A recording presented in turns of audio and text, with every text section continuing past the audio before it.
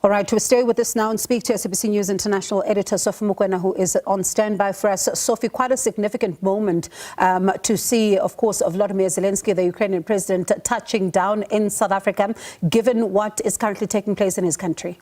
Well, I think this was an important moment. As you know, that the Ukrainians have been very critical in terms of South Africa's position, the non-aligned position, and the feeling was that they are pro-Russia, but the country continued to indicate that they don't want to take sides because they want to ensure that they're able to speak to all sides. Today, that announcement in terms of South Africa's quest to speak to all sides did happen in terms of cementing the relationship and the discussions that have started, particularly last year in September, on the margins of the General Assembly. And it was a diplomatic coup for President Ramaphosa this week. On Tuesday, he spoke to Vladimir Putin, the president of the Russian Federation. And when you look at the readout from the Russian Federation in Moscow, it was quite a cordial one, indicating two countries with strong relationship and also that the two leaders, they get along well. And then you have President Trump also talking to President Ramaphosa. Then today you have Zelenskyy side by side with President Ramaphosa talking about unconditional ceasefire and cessation of hostilities. So I think it was a coup, a diplomatic coup for Pretoria and President Ramaphosa in particular. And staying with the developments around U.S. President Donald Trump, we saw him even expressing unhappiness at what has taken place in Kiev overnight. But when you look at what the president's statement is saying, that they had the opportunity to speak yesterday and they were discussing this particular peace process, what else do we know? They also spoke about issues that are related to the bilateral relations. In particular, as you know, that there are issues in terms of the relations. Clearly, they didn't go far enough in terms of unpacking. But I heard from the grapevines, if I may say that the discussions were so cordial to an extent that President Trump, when he was speaking to President Ramaphosa, inviting him to come to Washington, even indicated that perhaps he must bring the golfers. And we know who are the big guys, the golfers, the friends of Trump in South Africa. And perhaps the Mar-a-Lago golf course, that's where the relation will be improved in terms of taking the matter forward. But it would seem that the president and President Trump were able to touch on mending the relations, and it was a cordial discussion. But you know, many people in South Africa, particularly those in the ANC, and those who have been in government, who have interacted with America, they were always confident that if there's a window of opportunity for the two leaders to talk, they will be able to iron out some of the differences. But the differences will always be there. They were there during Mandela, they were there during Beggy, and on the war in Iraq in particular.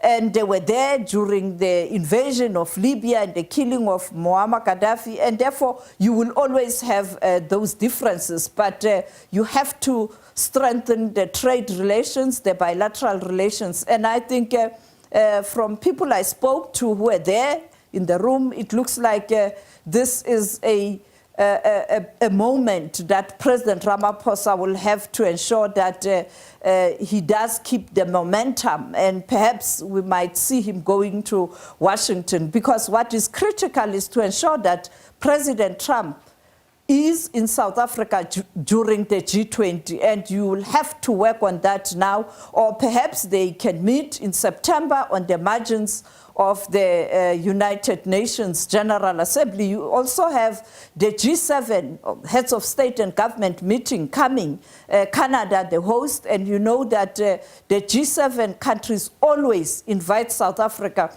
as a guest to attend a G7 meeting. If President Trump is in Canada for the G7 and President Ramaphosa is there, maybe another meeting might happen. I'm just looking at the international calendar where the meeting in person can be a possibility, so that you ensure that come G20, President Trump, as the incoming president of the G20, is here to take over the presidency of the G20. And it's quite interesting because it speaks about a change in tone when you're looking at, what is taking place in the U.S. For example, the Secretary of Treasury there being quoted earlier on as saying that America first doesn't mean America alone.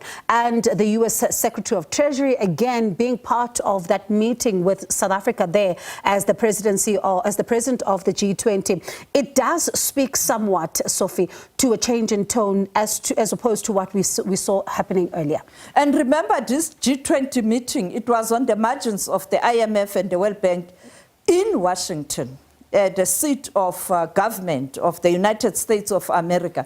And therefore, for that representative at the highest level in the U.S., attending that G20 meeting that was chaired by South Africa as the presidency of the G20, it's another indication that you can work in a better way to improve the relations, particularly bilateral.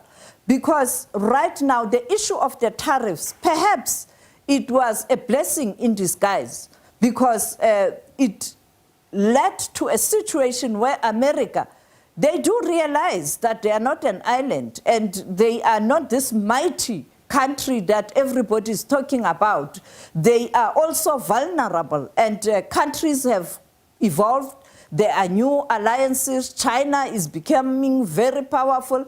And also, so you have to speak to everybody. The arrogance will still be there, but I think this was a real historic week where America understood that you cannot just be a bully. You have to interact with everybody.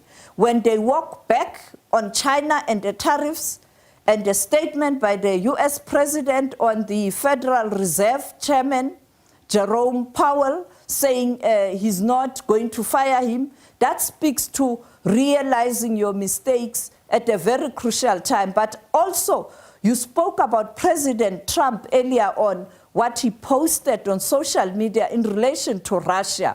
I think the meeting of President Ramaphosa and Zelenskyy, many people were watching. America was hoping that it will broker peace and it will be about the Americans. Now you see smaller countries playing a role, and both countries, Russia and Ukraine, saying we are willing to have Africa and perhaps South Africa as part of the three major role players, that is America, Europe, South Africa, and of course the multilateral institutions such as the United Nations, as main players in ensuring that we have this ceasefire and the process to the lasting solution. It's going to be an interesting road ahead, Sophie, if all these developments are anything to go by, and even listening to the tone that has changed even around what is taking place between the US and China. So certainly an interesting time as we are witnessing there. That's